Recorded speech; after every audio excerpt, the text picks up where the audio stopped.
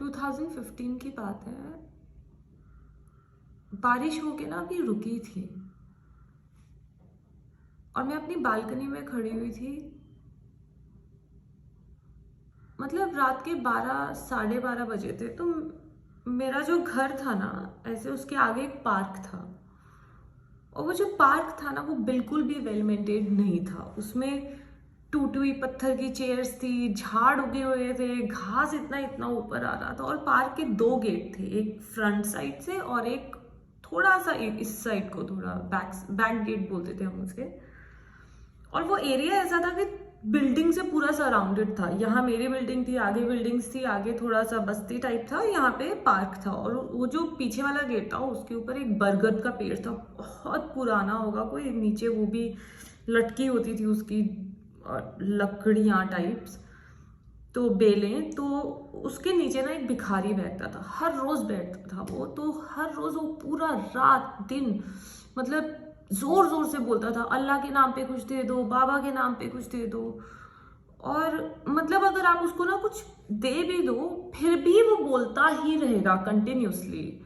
वो हार्डली सोता होता था। तो उस दिन भी मैं ऐसे ही अपने बालकनी में खड़ी हुई थी और वो बोल रहा था। और पार्क में से ना अचानक से एक औरत उठी और उसने ना भिखारी को कुछ दिया और वो चली गई। और भिखारी एकदम से चुप हो गया। और मुझे ऐसा लगा कि ये मतलब चुप होने वालों में से नहीं है, इसने इसको ऐसा क्या दिया होगा कि। और मेरा घर फर्स्ट फ्लोर में था और मैं भागते भागते सीधा उस भिखारी के वहां पे गई। और वो एक्चुअली वो भिखारी अंधा भिखारी था। तो उसने ना उसको 500 के दो नोट दिए थे, मतलब टोटल 1000 रुपया दिया। तो वो नोट को ऐसे ऐसे कर, तो उसको समझ नहीं आया था कि ये नोट किस चीज़ के, क्योंकि उसने अपनी लाइफ में 10-20 से ज़्यादा रुपए के नोट आई थिंक कभी फील भी नहीं किए होंगे। तो उसे लगा कि कोई है पीछे। तो उसने एकदम से मुझे पूछा कि ये कितने के नोट है। तो आई वाज लाइक कि हाँ ये 500 के दो नोट है। वो खुश होके सीधा सो गया। कहता अब 2 दिन तो उसको मतलब रेस्ट ही है। और वो ना औरत बहुत धीरे धीरे आगे चल रही थी। सड़क में थोड़ा सा पानी भी पड़ा हुआ था। तो मैंने भी उसको फॉलो किया और मैंने देखा हम जो घर के पार्क यहाँ पे उसके उस साइड जो एक छोटी सी गली जाती थी और एक टूटी फूटी बस्ती थी, वो उधर चली गई। और एक बहुत ही टूटा सा घर था, उसके अंदर घुस गई। फिर मुझे लगा कि अभी इनको डिस्टर्ब करना अच्छा नहीं लगता है, क्योंकि लग रहा है कि वो थोड़ा एजेड हैं। तो मैं घर वापस आ गई। लेकिन मुझे पूरी रात नींद नहीं आई। यही मैं सोचती रही कि ऐसे लोग भी होते हैं और क्यों, मतलब समझ नहीं आ रहा था। तो सुबह उठते ही मैं सीधा उनके घर चली गई। मतलब उनका मतलब सुबह 6 बजे हुए थे। उनकी जो आजू बाजू पड़ोस में जो लोग थे वो सफाई वगैरह कर रहे थे। मैंने उनको पूछा कि यहाँ पे कोई अम्मा रहते हैं। तो उन्होंने बताया कि हाँ एक बूढ़ी औरत रहती है, बेचारी अनाथ है, गरीब, बहुत गरीब है, उसका कोई भी नहीं है दुनिया में। तो फिर मैंने हिम्मत की और उनका दरवाज़ा खटखटाया और उन्होंने दरवाज़ा खोला। और एक मतलब आई थिंक 75 अबव उनकी उम्र होगी।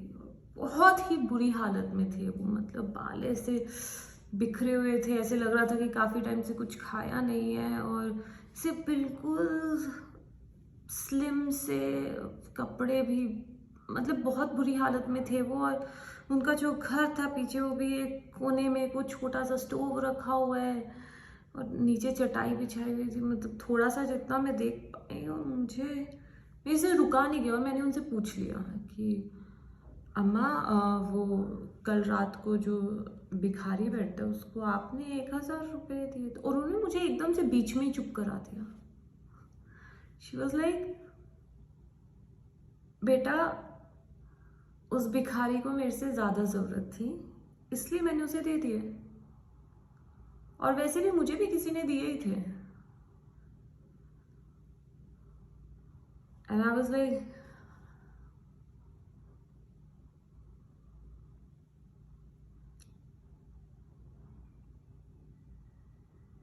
पहले तो मैंने मतलब अपने हाथ जोड़े, लेकिन रुका नहीं गया और मैंने एकदम से मतलब कुछ हुआ और मैंने सीधे उनके पैर छू लिए और पता नहीं क्या, लेकिन कुछ तो ना सोचते सोचते घर वापस आ गए। मतलब ऐसे भी लोग होते हैं, जस्ट इमेजिन, जिनके पास खुद के पास कुछ नहीं है।